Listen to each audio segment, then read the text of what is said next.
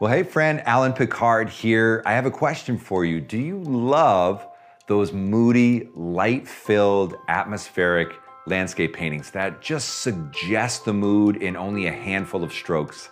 Well, get ready because in this video, I'm gonna show you how to paint a moody, dramatic landscape in just a half an hour.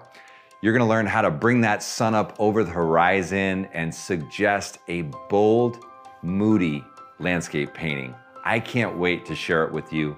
But before we get started, I just want to encourage you to subscribe to this video, to this channel if you haven't already, so I can continue to bring you inspiring lessons in the days ahead. And in this video, I'm going to be using an underpainting to create the mood of the light. Now, if that's interesting to you, you definitely want to click the link in the description because there's a free underpainting course ready for you. You can learn how to use those techniques yourself, okay? Well, are you ready to get started? Well, let's paint.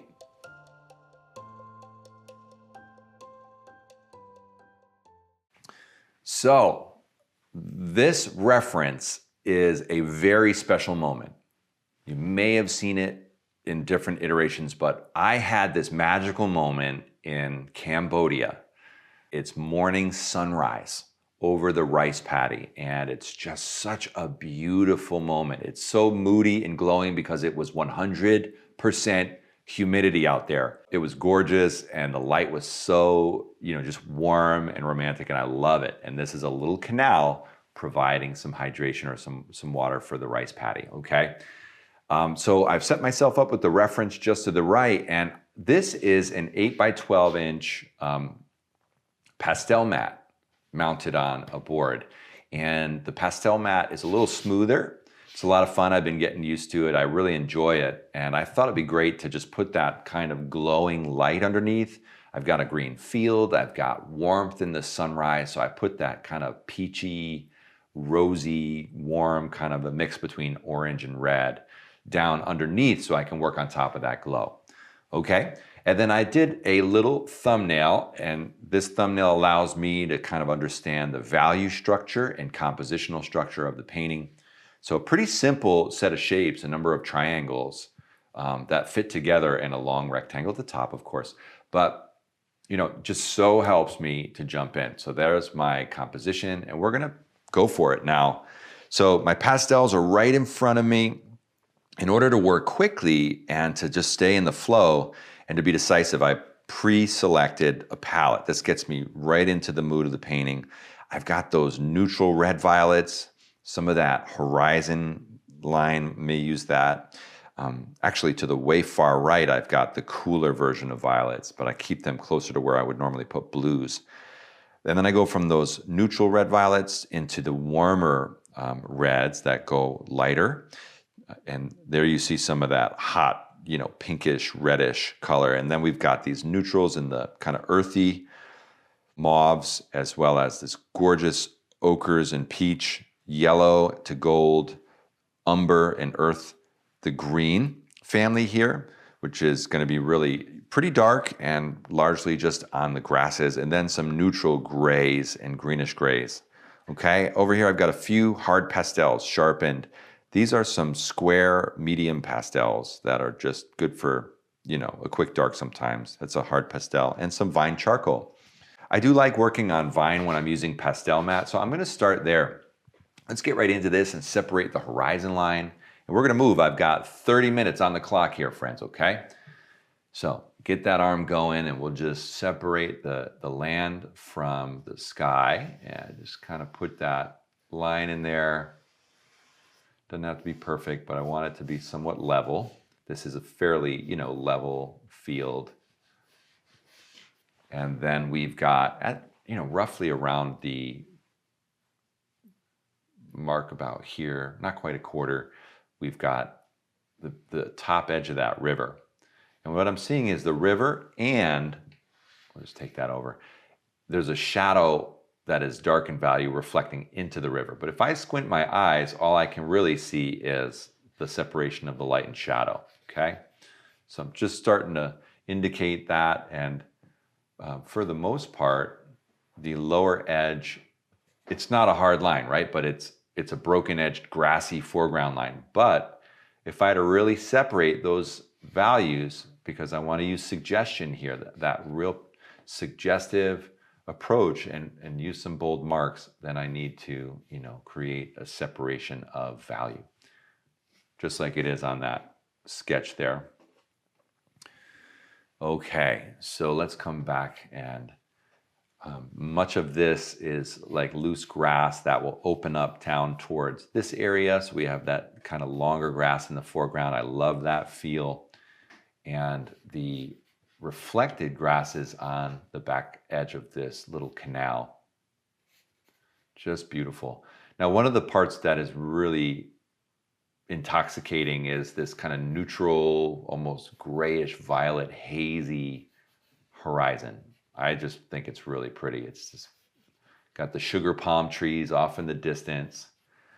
And then we've got this hazy layer of actually clouds back there. I mean, they're just going in front of the sun a bit. Now, I don't want to, work heavy with this charcoal, but I'm just starting to indicate that location.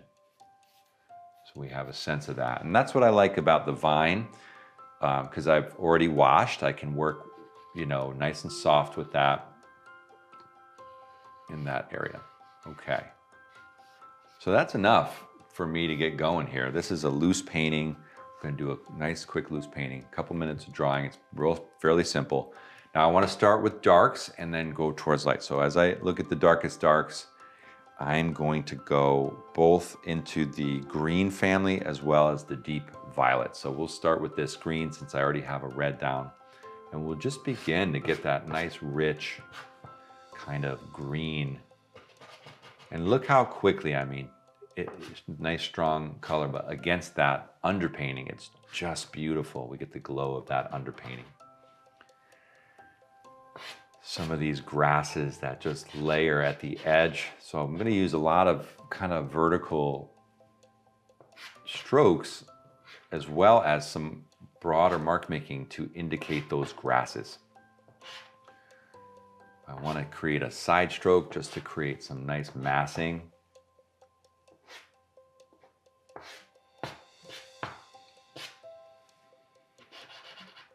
And then these nice linear strokes give me that grassy look in the foreground.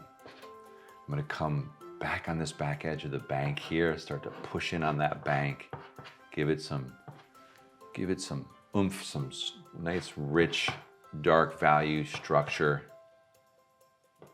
And I'm going to use a lot more of the side because I want that bank to feel like it has structure, like it finishes at the water. Just taking a step back from my mark for a moment to make sure this is moving in the right direction. Got my charcoal marks to give me a flow or a movement there. Good. Now, I can't use this green everywhere. It's too dark. I'm just going to use a little bit more there. Maybe just check in. Maybe we'll just throw that green into that area. So pretty. I'm going to play for a moment with a sort of violet or a red violet. I'm going to start with a cooler first and just sneak that in as well. I like to get a little color into that shadow area. This is a nice rich Terry Ludwig. Maybe we start to move at the surface of that water with some horizontal strokes.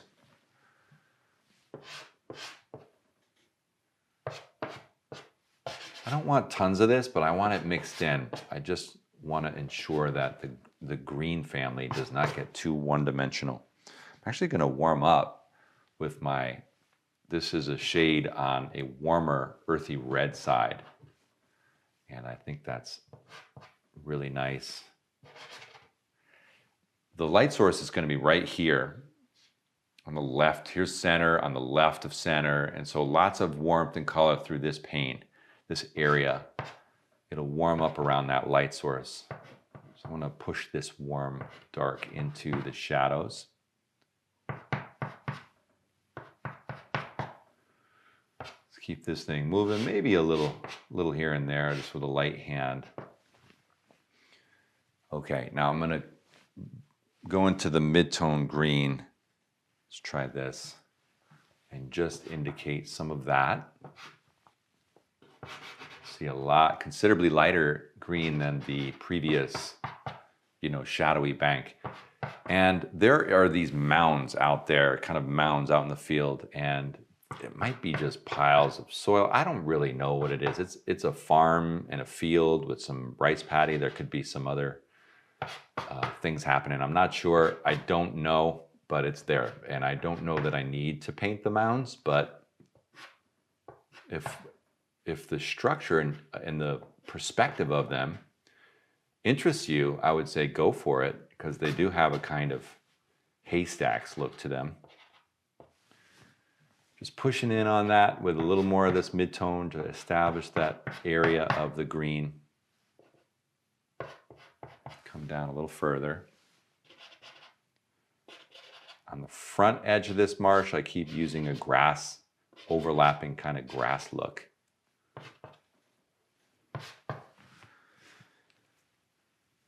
Take a step back and soak it in. Yeah, it's good. So I'm going to come into the kind of earthy sienna and push a little bit of that in below where the sun goes.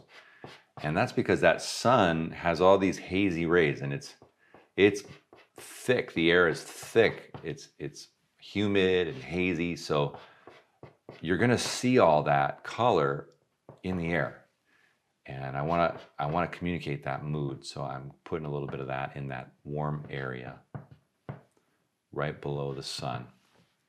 Maybe even, I don't see it in the reference, but I like it. I'm going to push it in even in the front here as well.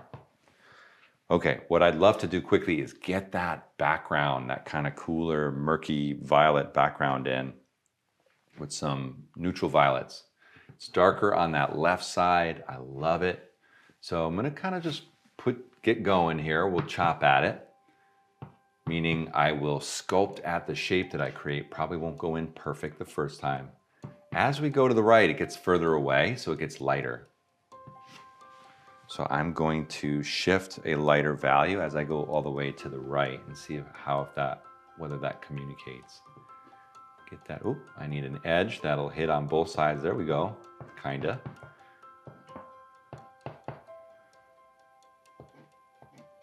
I probably dropped this pastel at some point and it's got funny edges. We like all the edges of our pastels, even the irregular ones, right? Just like our family members. We love them all.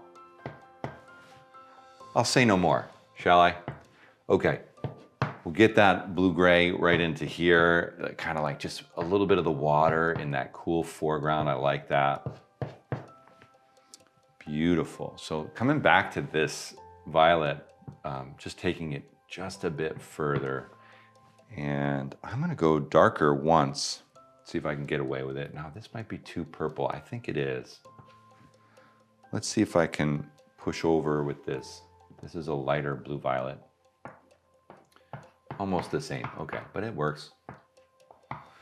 Now, the clouds, let's get those clouds going. Now this is where my underpainting, this kind of peachy pink, and I will show you because you may be wondering. I'm gonna bring it right up to the easel. I've got this pink right here I used for the underpainting in the lighter part, and then I mixed it in. And it's really a peach, like almost an orangey peach, okay? It's a tint of that. And then this, is the primary color you're seeing in that underpainting. Real soft pastel, and I just washed it on, just a little bit more of the lighter color. Let's get right back to the clouds, finish that thought. Just a light hand, just kind of indicate a little of these hazy clouds sitting on that horizon, just passing their way through the low horizon. And maybe a little more through here.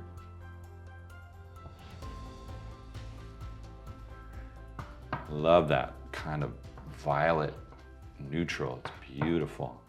Nice transition. A little more. Good. Okay. I will try one of these mid-tone mauves just for a little warmer version of the haze. Here we go. As you can see, I pulled these kind of very neutral, earthy, grayish mauve, which mauve, what is mauve? It's a red violet that is grayed down. And this is a warmer one. It leans a little more toward the red side than the blue side. And you can see that haziness. I don't want everything everywhere to be glowing, right? I want to indicate some of the haze so that there's that atmosphere. We'll go right under that sun with some of this neutral haze. Maybe even get into the water below the shadows. Come into the water over here as it kind of meanders its way back. Just a little bit there. Take a look. And just gonna come in down here with this neutral and push in a little further. This is a very grayish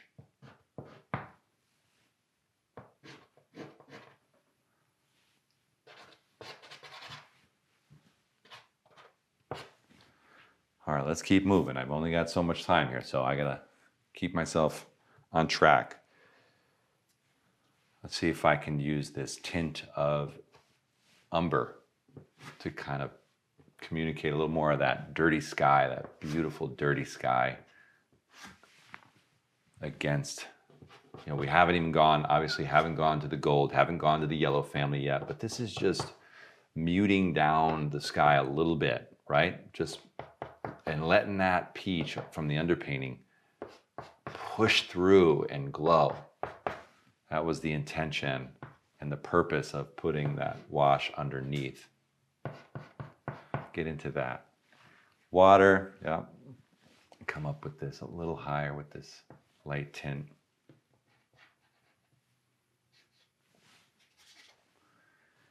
A little diffusion with the finger there.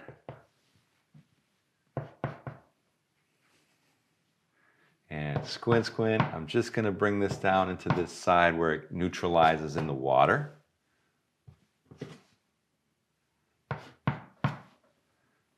And we are setting up for some excitement around the light source.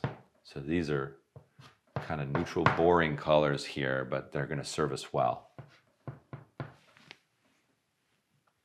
Let's go a little darker, again with this mauve, neutral grayish mauve family.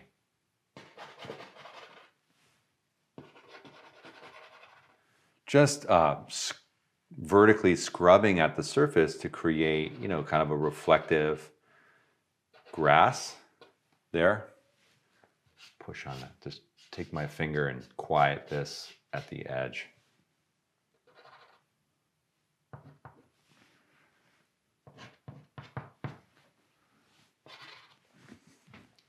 Okay, I need more dark, so I'm going to push in with some more dark. Two things. We'll go a little more red over here, and then a little more green with a slightly lighter value than that darker green. Let that marshy grass do its thing.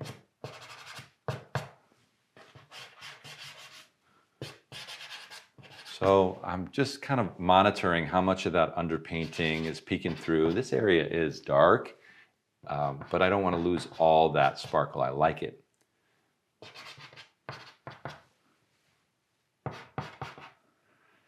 Come down, pull this edge down a little further. I think that bank needs to sit down a little bit.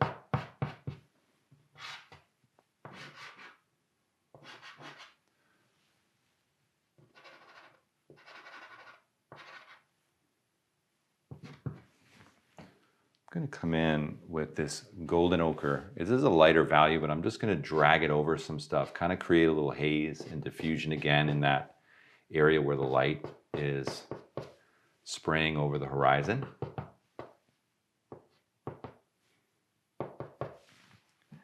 even down here, I just want to get something a little lighter. And this is a green ochre or get that going. Make those bold marks. This is a painting. I'm suggesting Marsh with this mark making. I love it when it starts to build up. You can see those marks.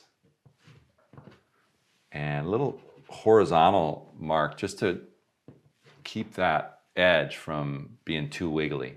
I'm going to clean my fingers, and I am going to start to push in with some of that yellow family because we got to keep this study going. So I've got some gold here. Move towards the light with this gold. Now that's a chromatic color. A little bit down here. Just underneath the clouds. And I'm going to utilize a little bit neutralized version. Just more of a tint, not quite as chromatic. Less color in the color. When you use less chroma, it's got more white in it. Just come through this part of the sky with that. Let that sing right through here.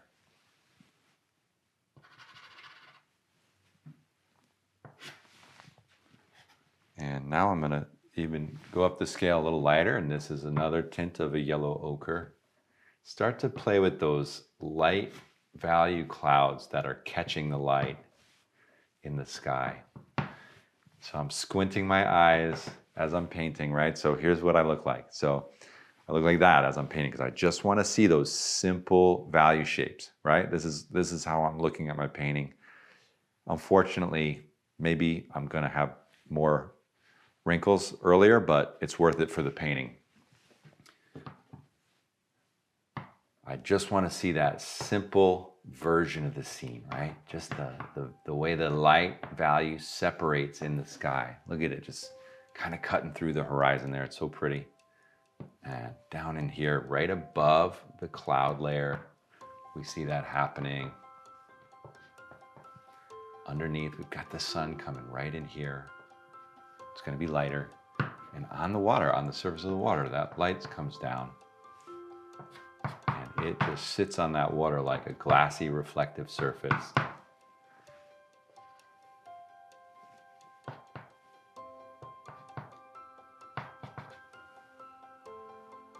Beautiful.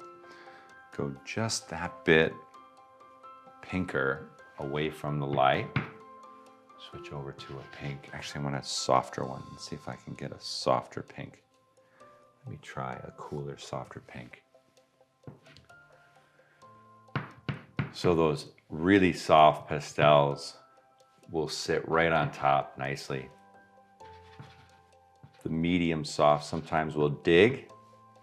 You want to use kind of a fat over lean approach like the oil painter. The thicker marks are made on top of thinner marks, and that thicker mark is made by the really soft pastels.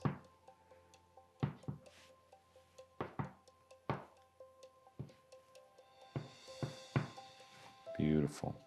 I'm going to come in with a more glowing pinkish. This peach has so much light in it. It's like almost an orangey peach, and it really communicates glowing light.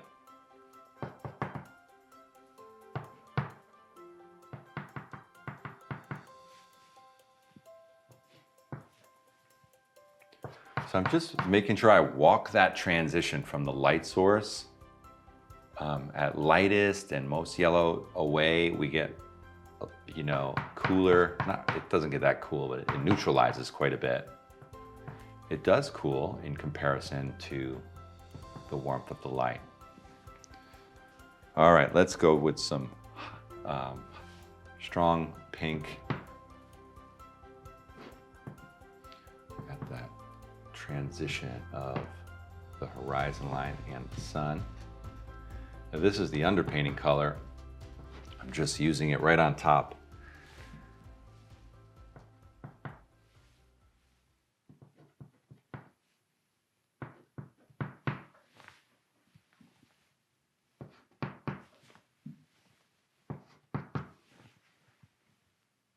Step back and kind of soak it in. I'd love to see a little bit cleaner spot there.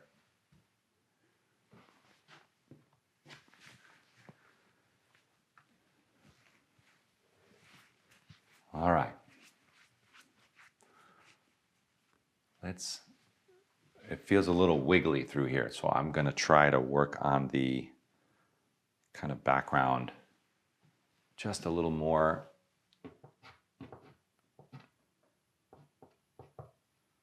Maybe some trees back here, get a little darker against the horizon there.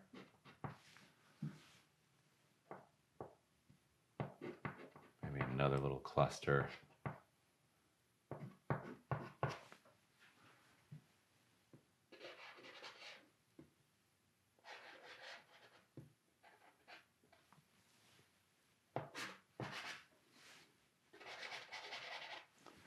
Just kind of break that down as it moves back, quiet it down.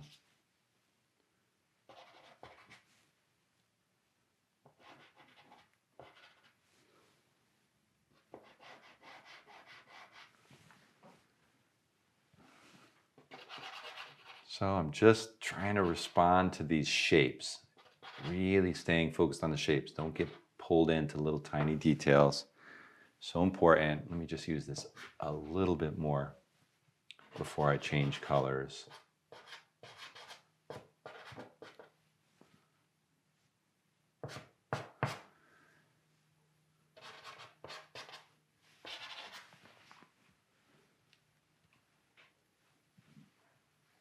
I'm going to come into this area with a green that's a bit more mid-tone and transition. Some marsh grasses.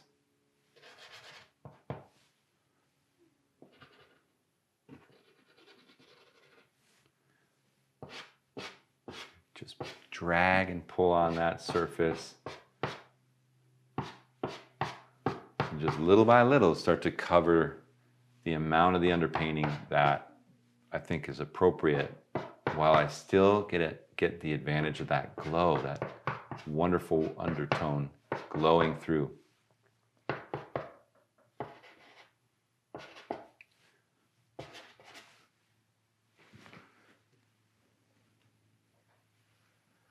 There's a violet, just mixing it up.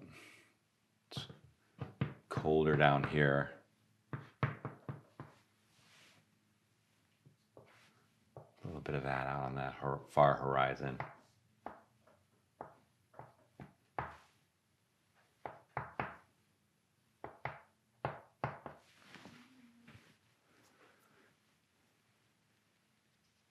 I have an earthy green that I'm just going to push in. Raise this horizon a bit.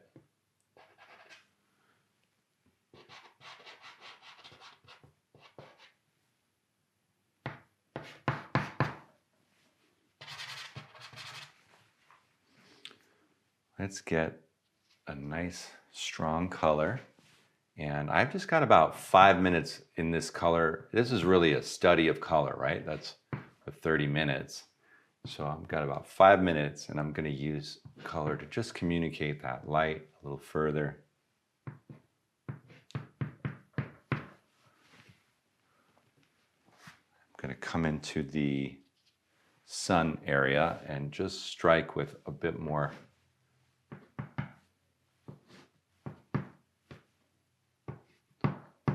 more of that yellow at a lighter tint.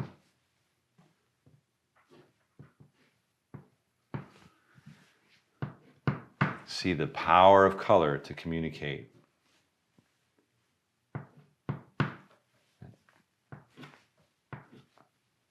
Across that water with that. If I have more time, I might take a brush and just break down that edge and create a little bit more of a shadowy reflection on the water right there. Just let things kind of sit a little. Even that haze in the sky, like a little bit of knocking back can be great for that. Scrub that neutral in.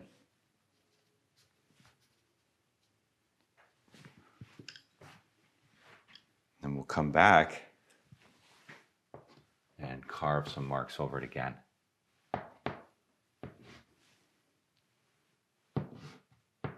Really shape that cloud layer. Cut in on that edge that I just made soft with the brush. Create a little reflective.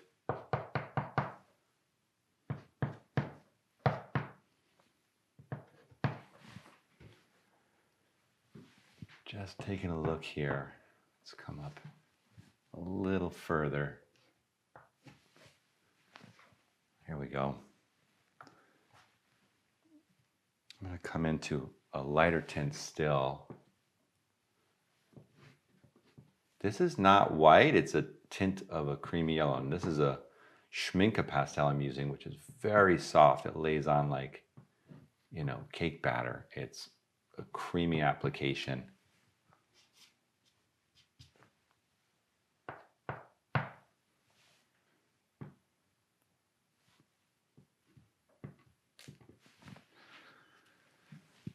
Come under that sun with a little more yellow.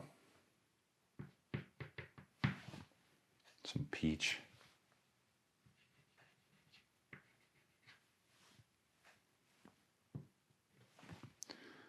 A little orange just below, like a little burnt sienna.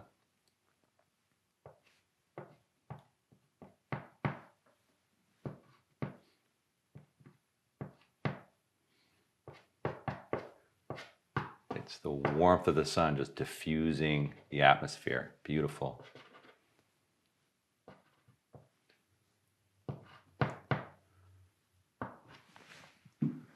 That gorgeous mood that it creates.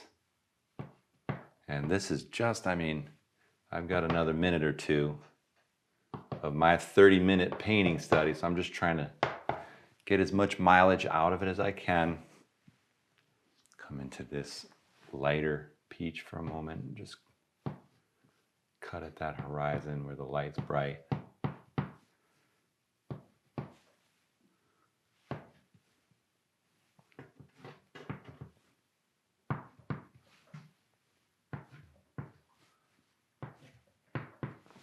So we can create in just a short period of time with clear intention and a good, you know, sense of direction, we can create a powerful mood. Don't need detail to tell the whole story, right?